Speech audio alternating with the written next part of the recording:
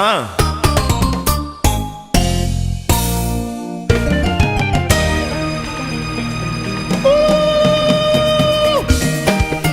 Kinshasa yango yo te. J7 Tumba, Freddy Mokolo. Ngana yokaki na ntango kini etonda sentima. Tango nakomi na kinyango ngai na miyokeli mawa. Ngai na miyokeli mawa.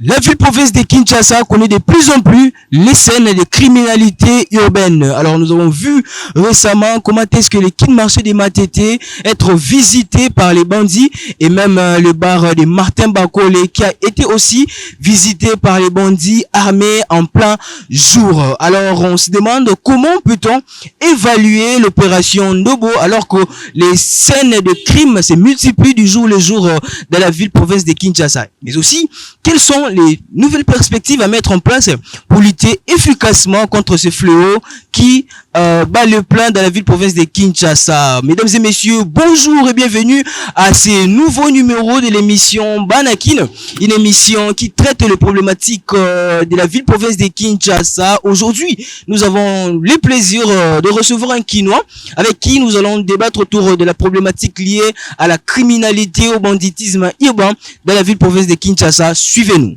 Bonjour monsieur. Bonjour monsieur le journaliste. On vous appelle comment? Je m'appelle monsieur David Chimbela. Alors, on va vraiment discuter autour de la problématique liée à la criminalité urbaine. Alors, nous avons vu comment est-ce que ces derniers temps, les criminels font rage dans la ville-province de Kinshasa, visiter les bars, mais aussi les quais de marché, même d'autres maisons, des gens qui habitent dans les communes qui nous environnent. Alors, la question elle est vraiment directe. Qui pourrait être une solution adéquate pour lutter efficacement à ces fléaux? Alors, pour la lutte contre le banditisme, il faut la formation de notre service de police. Tant qu'il n'y a pas formation de service de police, il y aura toujours de problèmes liés à la problématique au banditisme. Ainsi, il faut aussi créer l'éducation nationale. L'éducation nationale consiste à créer une forme d'éducation par rapport à notre nation sur comment est-ce qu'il faut se protéger de toute forme d'antivaleur.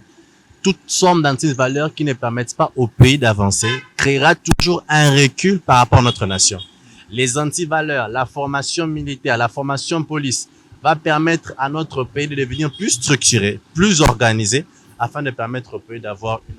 Alors, pensez-vous que nous n'avons pas justement une bonne formation qui est adaptée aux policiers? Non, nous n'avons pas une bonne formation adaptée à notre service de police. Premièrement, la formation repose sur l'effectif. Nous avons un effectif amoindri par rapport à nos services de sécurité. Vous remarquerez que dans les sous-siètes, on se plaint généralement lié à l'effectif de la police. Nous avons combien d'effectifs au sein des sous-siètes? Nous avons combien de formes de sécurité par rapport à notre population? Ils marchent avec quoi? Avec quel type d'instrument de sécurité ces personnes font face? Lorsqu'il y a une agression dans un quartier, quelles sont les mesures de sécurité que nos polices peuvent assurer par rapport à ce genre d'agression? On va continuer à se plaindre, mais il faut équiper les services de police, il faut éduquer les services de police afin de leur permettre de recourir ou encore de sécuriser comme il se doit la population congolaise. Tant qu'il n'y aura pas un service de sécurité de formation, tant qu'il n'y aura pas un service de formation pour notre service de police, on ne pourra jamais être en mesure de dire que la sécurité est nationale dans notre pays. Jamais. Ça, c'est un problème. Alors, nous avons vu aussi l'opération Ndobo être établie, mais il n'y a pas d'avancement. Comment pouvez-vous évaluer l'opération Ndobo? L'opération Ndobo est un échec total. Et nous disons à M. Constant Moutama de faire une remise à niveau par rapport à cette opération Ndobo. Ces personnes qui puent, ces personnes qui pillent, ces personnes qui créent les banditismes, ce sont nos frères, ce sont nos enfants, nos petits frères et nos petites sœurs. Certes, il y a des antivaleurs, mais on ne peut pas condamner ces personnes à la peine de mort. Ce qu'il faut faire, c'est comme il faut une remise à niveau. C'est comme ça que le service national a la charge de réformer le système éducationnel de toutes ces personnes qui vont être transférées dans les centres pénitentiaires. Il faut une forme de remise à niveau, une éducation permettant à ces personnes qui sont arrêtées d'être sous une forme de mise à pied, de recevoir l'instruction lobi ba koma ba citoyen modèle pour namboka na biso. Donc vous allez contre l'idée où yako boma bandi va s'arrêter. Naza contre ngo parce que ça ne servira à rien. Ko boma bango za solution te. Pour ceux qui bomi bango ba misu ba ko bima et ça créera une forme de vengeance. Ba misu ba ko kanga pour la population. Ba misu ba ko kanga pour par rapport à la nation. Mais il faut créer des services d'emploi permettant à nos jeunes à être utiles par rapport à la société. C'est un problème d'emploi. Tant qu'il n'y aura pas d'emploi, tant qu'il n'y aura pas d'instruction, tant qu'il n'y aura pas d'éducation suffisante, les jeunes Congolais ne pourront que s'en prendre aux autres Congolais. Il faut créer l'emploi pour les jeunes Congolais. Ceux qui misent ça, les êtres bakosala, nini, bakoyiba, bakopier, bakobotola. Il faut que ces personnes, nos jeunes frères, la population, puissent être encadrés. S'il n'y a pas d'encadrement, ba jeune abiso ba komi pesa na kati ya koyiba, na kuluna, na banditisme, na vie kishege. Donc c'est un peu ça. La vie kishege. Alors, bilo conseil pour vous ces alliés, juste pour créer plus d'emplois.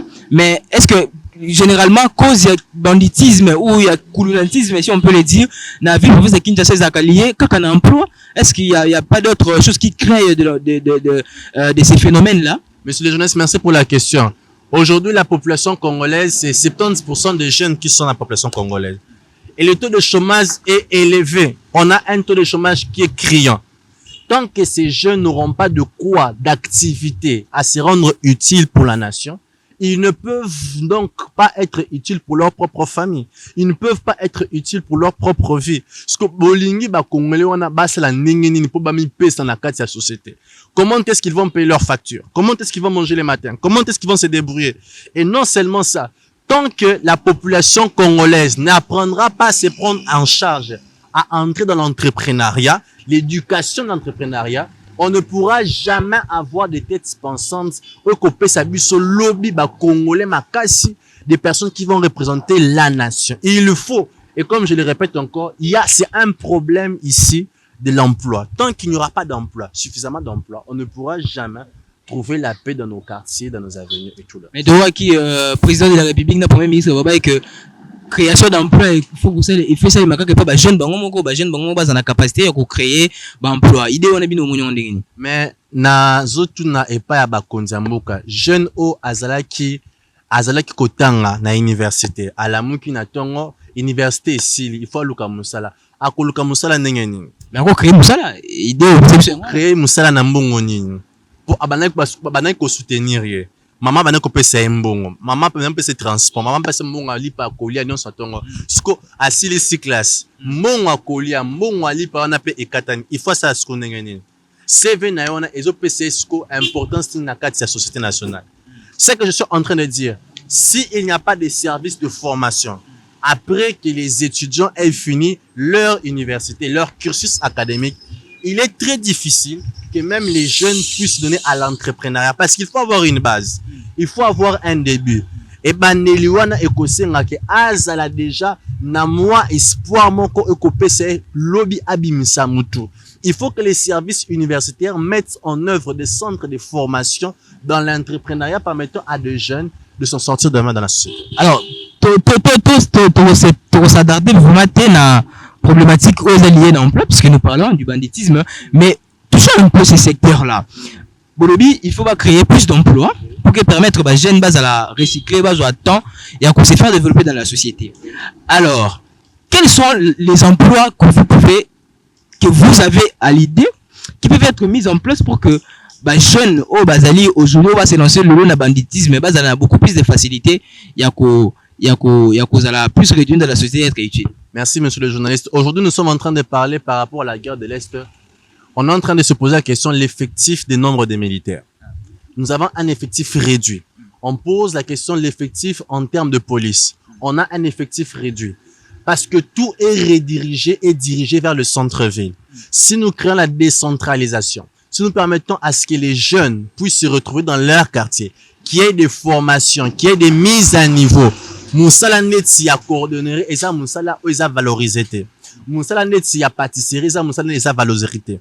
Moussala neti ya chauffeur, et ça Moussala neti ya valorisé. Ata wewa, il n'a pas de valeur.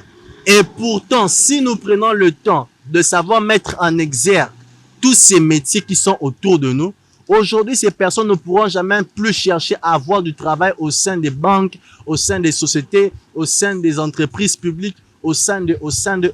Et il faut que ces jeunes puissent apprendre à valoriser. Il faut que la société puisse apprendre à valoriser les petits métiers.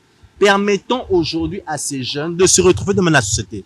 Il n'y a pas qu'être député, être PDG qui paye. Tout métier paye. Mais à quelle échelle? Quelle est la valeur qu'on accorde à ces petits métiers aujourd'hui? Et c'est comme ça que nous disons, si l'État peut nous aider à mettre de la valeur sur ces petits métiers, demain, nous allons nous retrouver avec plusieurs personnes, dont chacun dans son domaine, en train de progresser. Alors, il faut mettre en valeur les petits métiers pour permettre à des jeunes de se retrouver, qu'on peut retenir de la pensée de notre frère qui évalue à l'échec tout justement l'opération Ndobo, qui consiste à traquer les Koulouna et les condamner à la peine de mort. Mais avant qu'on finisse à cette émission qui traite vraiment ces problématiques à fond, nous avons vu comment est-ce que vous avez déclenché tout justement vos idées. Ça a été pertinent, il faut le dire aussi. Alors, quel est le conseil que vous pouvez prodiguer à ces personnes qui se soulèvent contre les Koulouna, ou quel conseil vous pouvez donner aux Kinois face au comportement ceux qui traquer Koulouna ou face à des problèmes liés à la criminalité? Premièrement, je donnerai mes salutations, je donnerai mes solutions par rapport à la population. Je veux dire que premièrement, il faut apprendre d'abord à savoir se sécuriser, se protéger soi-même. Si on ne sait pas se protéger, on ne pourra pas protéger aussi les autres.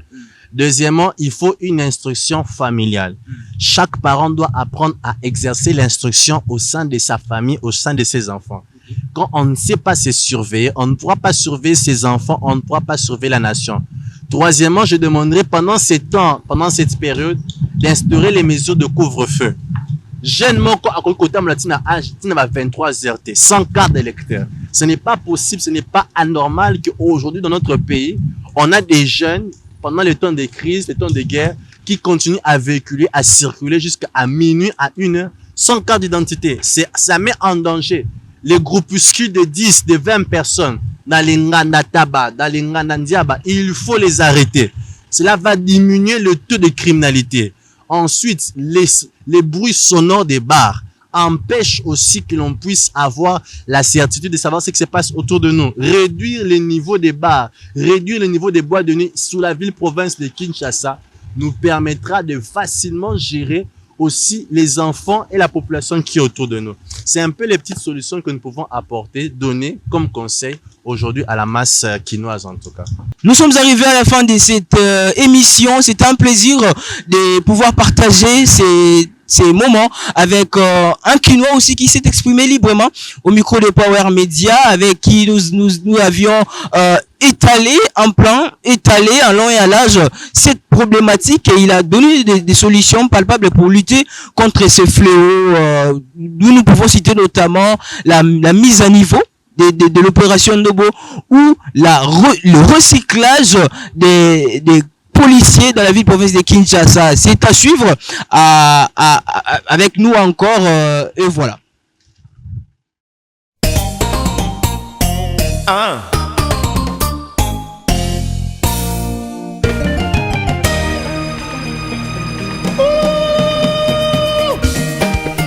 Kinshasa yango te, J.C. Tumba, Freddy Mokolo.